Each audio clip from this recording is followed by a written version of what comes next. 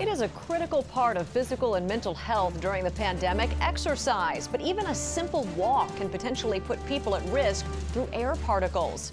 Thanks for joining us for the Nightly Check-In. I'm Monica Dean.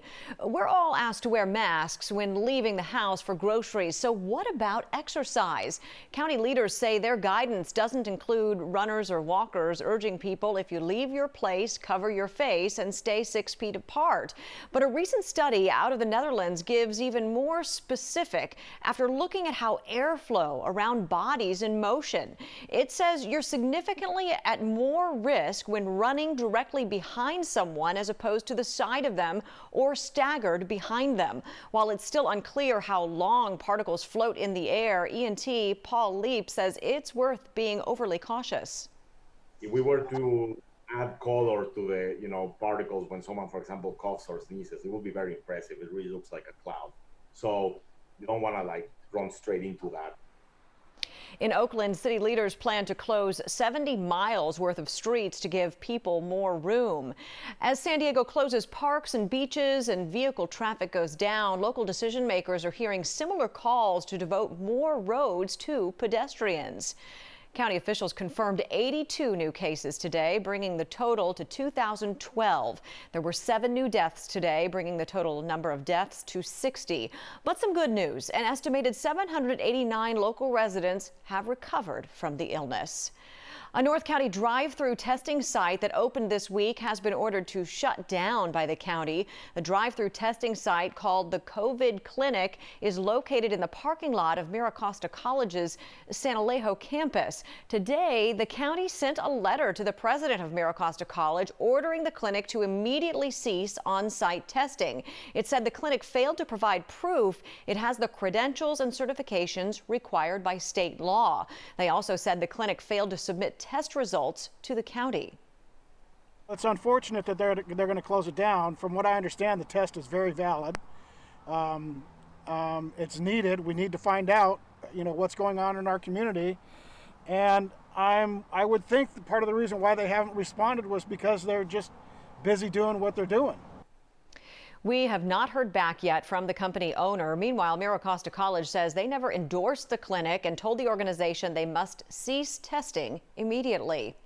We have learned more than 116 crew members on board the San Diego-based hospital ship USNS Mercy may have been exposed to the coronavirus. Navy officials say they had contact with 7 crew members who tested positive. Those crew members who were potentially exposed are now in quarantine off the ship. Navy officials say they have tested negative for the coronavirus. San Diego thrives off hosting big summer events. Now that the San Diego County Fair has been canceled, what about Comic-Con? The prospect of mass gatherings is negligible at best until we get to herd immunity and we get to a vaccine. Given what Governor Newsom said about large events, it does not seem likely Comic-Con will go on in July. However, they have not made an official announcement. It does seem like a long shot, given the convention center is housing hundreds of homeless people right now. Organizers say they're exploring the possibility of an online component if the convention doesn't take place.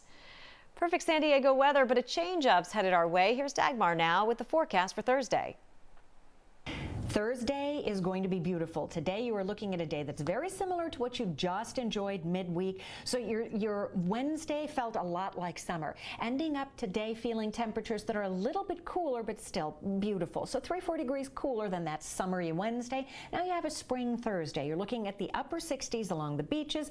Mostly sunny skies. Inland valleys still low 70s, mostly sunny. Mountains mid to upper 50s, still again mostly sunny. In the deserts, low to mid and upper 80s. A few passing clouds, but lots of sunshine to be enjoyed.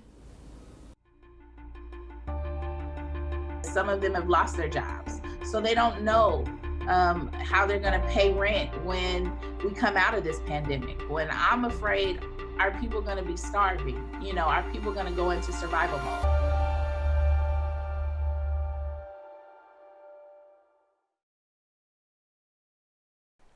Medical students at UC San Diego Medical Center have had their rotations in area hospitals and clinics put on hold, but that's not stopping them from wanting to make a difference. Helping them understand why it's important that we go ahead with video visits rather than having them risk exposure by coming into the clinic in person.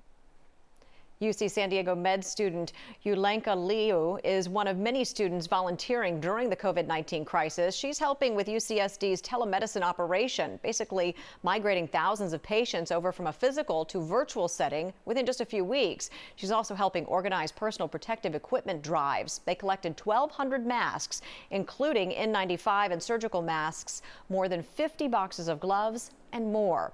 Members of our community continue to step up to support one another, including businesses. The owner of Breakfast Republic restaurants has made it his mission to feed those on the front line and his neighbors in need. With just 4 employees left at each of his locations, he's cooking up free meals for his laid-off staff and others who've lost their jobs. The majority of those people are living paycheck to paycheck, so I felt like it was important to do something. I'd say comfort food is really what I'd classify it as, because I think in bad times that's kind of makes you feel a little bit warm and fuzzy.